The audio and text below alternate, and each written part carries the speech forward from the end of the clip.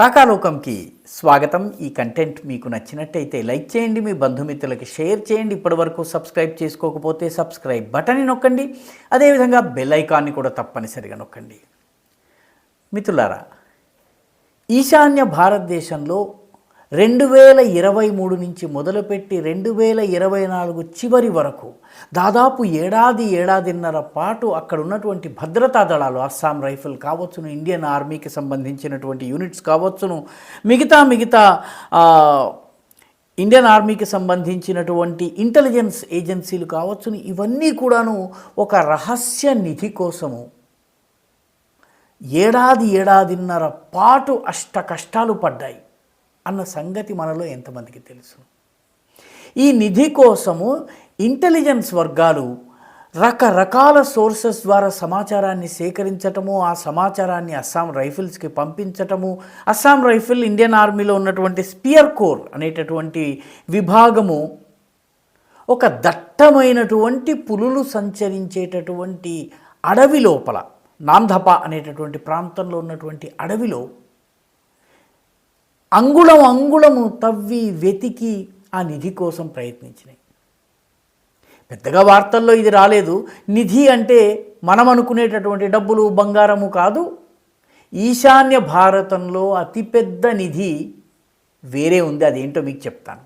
అయితే ఈ నిధి కోసము సైన్యము ఏడాదిన్నర పాటు కష్టపడి మన అస్సాం రైఫిల్స్ కష్టపడుతూ ఉంటే, ఇదేదో వాళ్ళకి ఫ్రీగా ఎక్కడ పడితే అక్కడ వెతుక్కోవడానికి అవకాశాలు లేవు.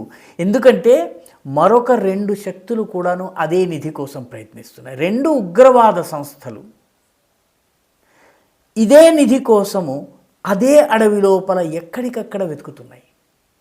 ఈ ఉగ్రవాద సంస్థలు 2 కూడాను ప్రభుత్వంతో ఆయుధాలను మేము వదిలేస్తున్నాము, శాంతి చర్చలు జరుపుతున్నామని చెబుతూ ఒకవైపు శాంతి చర్చల మాటలు మాట్లాడుతూ మరొక వైపు వీళ్ళు ఈ ప్రయత్నాల్లో ఉన్నారు.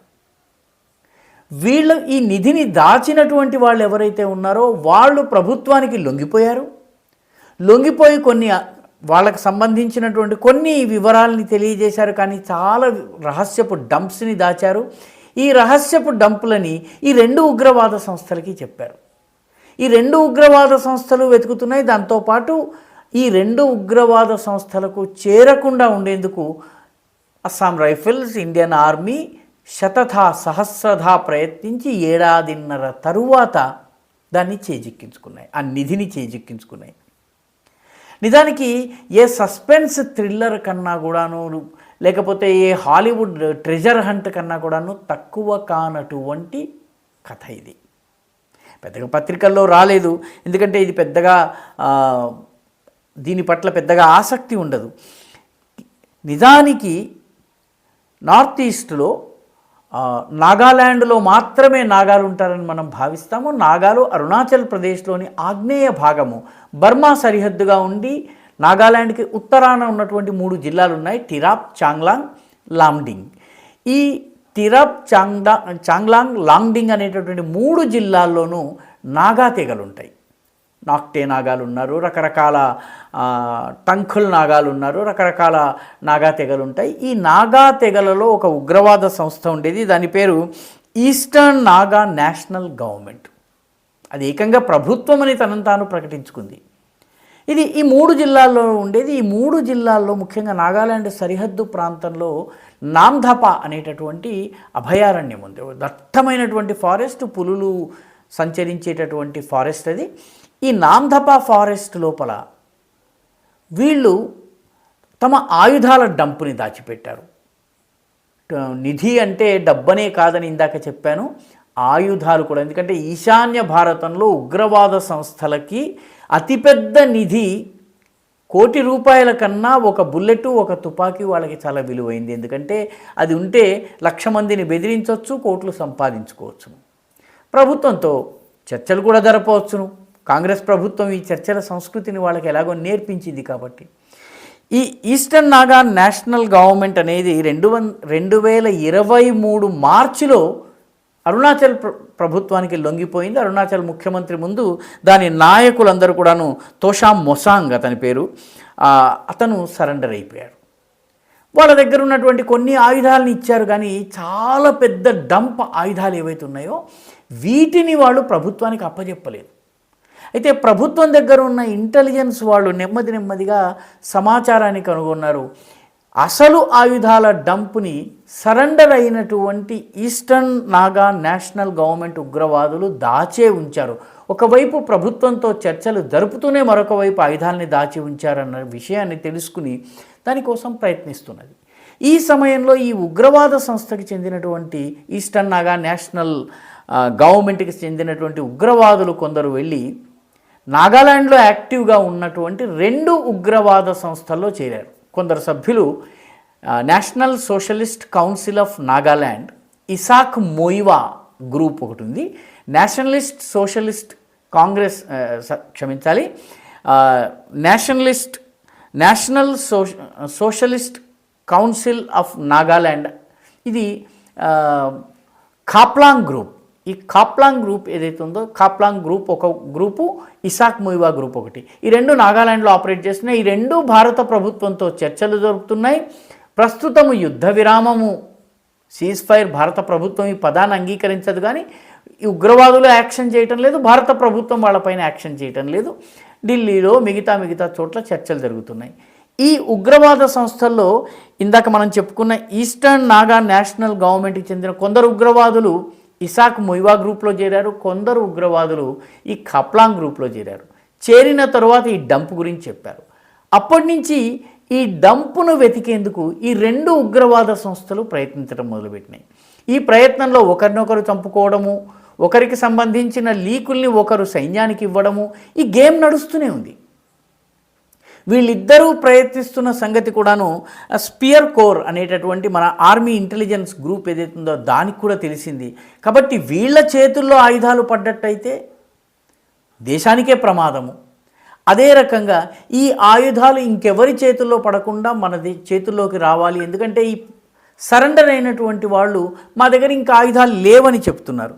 కాబట్టి ఇంటెలిజెన్స్ ఆపరేషన్ ద్వారా మొత్తానికి ఆ నామ్ధపా అడవిలో ఉన్నాయని కనుక్కున్న తర్వాత అక్కడ దాదాపు ఏడాదిన్నర పాటు రకరకాల ఆధునిక టెక్నాలజీని ఉపయోగించి, తర్వాత ఈ జాగిలాల్ని, పోలీస్ జాగిలాల్ని ఉపయోగించి రకరకాల పరీక్షలు చేశారు. పోలీస్ జాగిలాలు అక్కడ ఈ డంప్ని కనుక్కోలేకపోయినాయి. కారణం ఏంటంటే అడవి జంతువుల వాసనలతోటి అవి డిస్ట్రాక్ట్ అవుతూ వచ్చాయి, వాటి యొక్క దృష్టి మరలిపోతూ ఉండేది.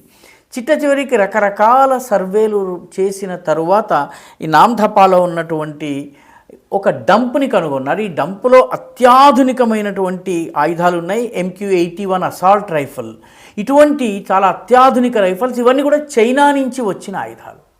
అంటే ఈశాన్య భారతదేశంలో ఉన్నటువంటి ఉగ్రవాద సంస్థలకు నేరుగా చైనా సహకరిస్తోంది.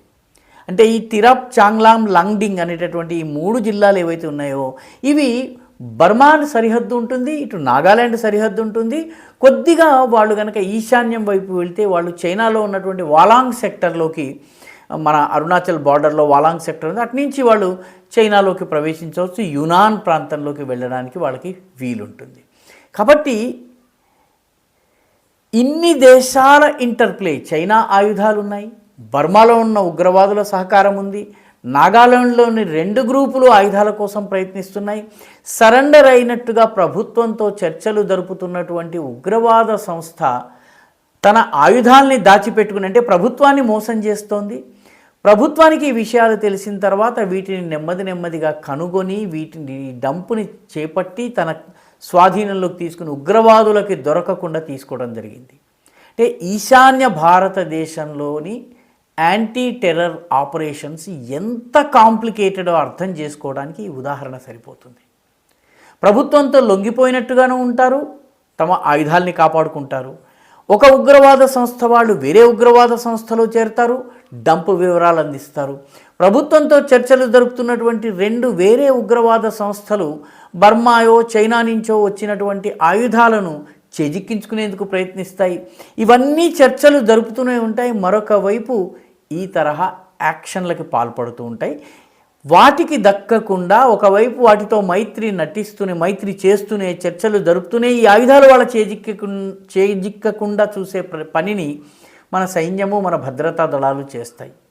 ఈ రహస్య నిధి, ఆయుధాల నిధి ఏదైతుందో దాన్ని మన ప్రభుత్వము, మన సైన్యం చేజిక్కించుకుంది. మొత్తం మీద ఈ ఆపరేషన్ ఏడాదిన్నర పాటు సాగింది. నార్త్ ఈస్ట్ గురించి, మణిపూర్ గురించి, కుకీల గురించి, లేకపోతే మిజోల గురించి రకరకాల మాటలు మాట్లాడే వాళ్ళు అక్కడి జాగ్రఫీ కానీ, అక్కడి టొపాగ్రఫీ కానీ, అక్కడి ఎథనిక్ గ్రూప్స్, అక్కడ ఉన్నటువంటి రకరకాల తెగలు, వాటిలో ఉన్నటువంటి సమస్యలు, వాటిలో ఉన్నటువంటి రకరకాల వర్గాల మధ్య ఉన్నటువంటి ఇంటర్ప్లే, ఉగ్రవాద గ్రూపుల మధ్య ఉన్నటువంటి సహకారము, వాటి మధ్య ఉన్నటువంటి లావాదేవీలు, వీటి విషయంలో ఏమాత్రము అవగాహన లేనటువంటి వాళ్ళు రకరకాల కామెంట్లు చేస్తుంటారు. ఒక్క చిన్న ఉగ్రవాద సంస్థ ఏ రకంగా మన సైన్యాన్ని దాదాపు ఏడాదిన్నర పాటు ముప్పు తిప్పలు పెట్టిందో చెప్పడానికి ఈ ఉదాహరణ ఒక్కటి చాలు. ఈ వీడియో మీకు నచ్చినట్టయితే లైక్ చేయండి, షేర్ చేయండి, ఈ ఛానల్కు సబ్స్క్రైబ్ చేయండి. మీ అభిప్రాయాన్ని కమెంట్ల రూపంలో తప్పనిసరిగా పంపించండి.